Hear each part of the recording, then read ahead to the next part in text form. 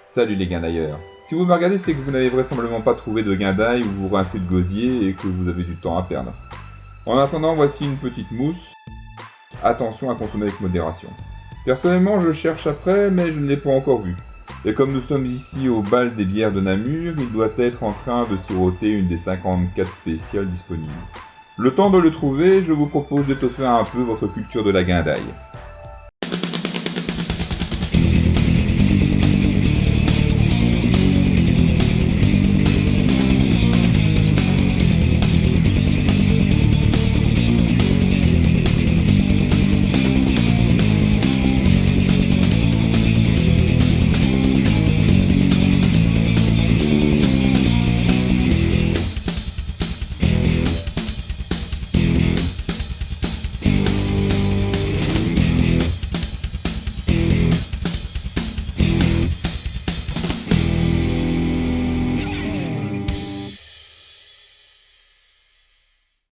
Tout d'abord, je dois vous expliquer ce qu'est la guindaille, car il est plus que probable que parmi vous, il y ait des personnes qui ne savent pas ce que c'est ou même qui ne l'ont jamais encore vécu, comme ça pourrait être le cas des étudiants qui ne seraient pas encore arrivés à la réto, ou encore des Français et Françaises pour qui le terme ne voudrait absolument rien dire, étant donné qu'il s'agit d'un belgicisme.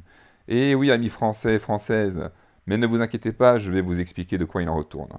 En fait, la guindaille désigne les diverses activités festives et estudiantines belges, dont le point commun est la consommation de bière, et les champaillards, mais pas que.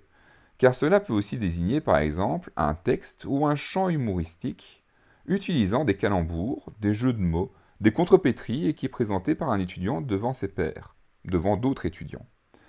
Cela peut aussi désigner par exemple l'activité des comités de baptême estudiantin.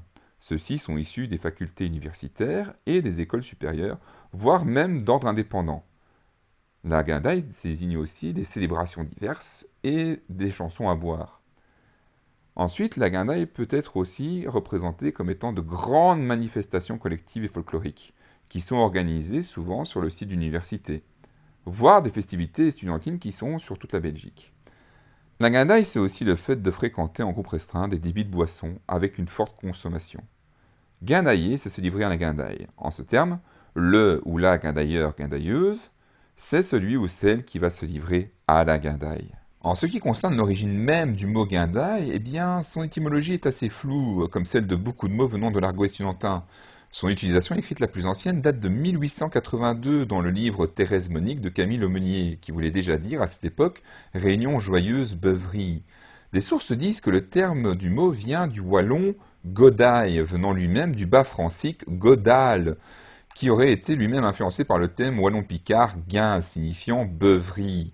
D'autres sources évoquent le mot guindal, qui était un verre à boire, ce qui a été testé en 1844 et figure dans l'argot des bouchers en 1887. Faire guindal se traduisait par trinquer dans l'argot des étudiants en 1882.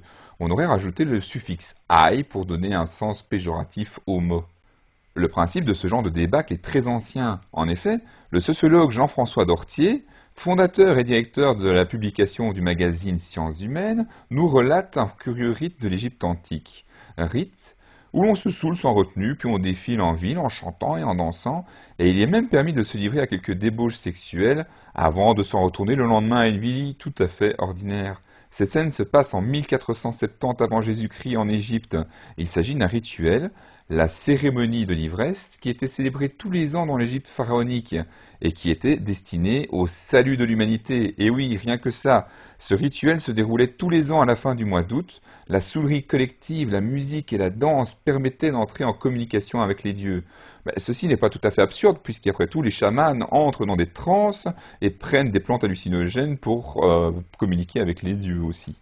À l'origine de cette cérémonie, il y avait un mythe selon lequel, un jour, Ra, dieu du soleil, décida d'éliminer toute l'humanité dont il était mécontent. Eh oui, déjà à cette époque-là, il fallait qu'on nous persécute tous. Et pour cela, il envoya en Égypte sa fille Hathor, transformée en lionne, pour tuer et manger tous les humains rencontrés sur son passage.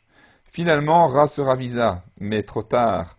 La furie d'Hathor était devenue incontrôlable. Alors Ra inonda l'Égypte avec de la bière mélangée à du pigment rouge pour faire croire à du sang.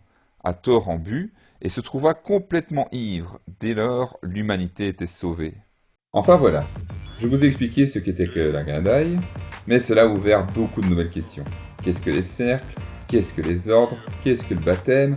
Qu'est-ce que le folklore? Mais pas d'inquiétude, je tenterai de répondre à toutes ces questions une prochaine fois. Pour terminer cette vidéo, sachez que certains guindailleurs philosophes vous diront « On ne fait pas la guindaille, on la vit ». De mon côté, je ne vous rappellerai jamais assez que l'on n'est pas obligé de se torcher pour bien s'amuser, mais si c'est le cas, oubliez le volant.